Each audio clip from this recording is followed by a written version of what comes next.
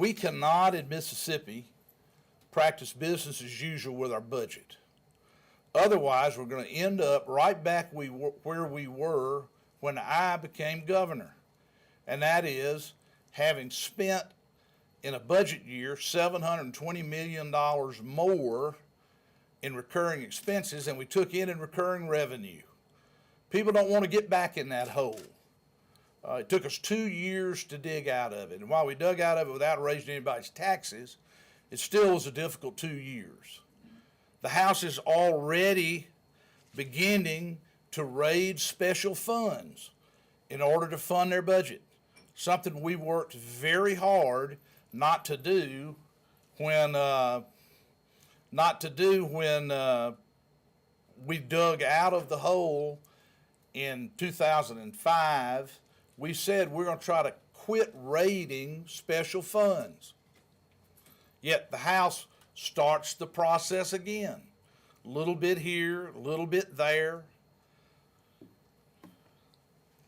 This is a time for honest budgets and no hidden deficits.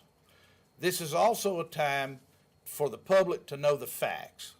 Last Friday, the House leadership, or someone in the House leadership, said we could go ahead and spend all this extra money the House wants to spend because the state has $939 million of reserves.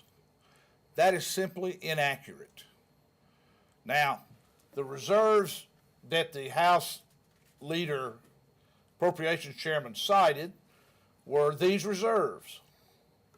Now, the truth of the matter is the $139 million quoted as reserves, we are obligated to pay the federal government as our share, our matching share of hazard mitigation grant program money that Mississippi is receiving from the federal government because of Katrina. President Bush, to his credit, forgave the state and local share for public assistance and for individual assistance. He did not, and it's my recollection, it's because he wasn't allowed by law, he did not forgive the 25% share state and local governments have to pay of hazard mitigation grant programs. We still are obliged to pay that. We have hoped for 3.5 years Congress would forgive that. Well, in 3.5 years they hadn't forgiven it. I still hope they will, but I'm sure not going to say that that money is available for us to spend. It's not. It's already obligated. The House Appropriations Committee Chairman said we got $365 million in a rainy day fund to spend. Well, the truth is the budget the House presented, the budget the Senate presented, and the governor's budget, all by agreement, spends $95 million of that. So we will only have left $270 million because $95 million has already been spent. Finally, the Health Care Trust Fund, the chairman said, had $443 million in it. Well, that's not accurate. In 2005, the legislature voted to spend $240 million of that. Virtually every one of you here remember it. We had a special session within the session to clean up the huge mess from Medicaid left over from the Musgrove administration. The legislature appropriated $240 million of this money to be spent for Medicaid.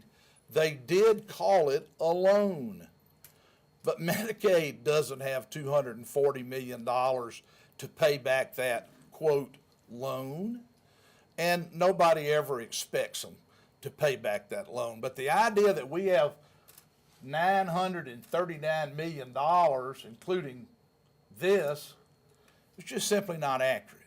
We have in reserves, and I want to give the legislators who've worked hard to build up the rainy day fund credit. We have some reserves.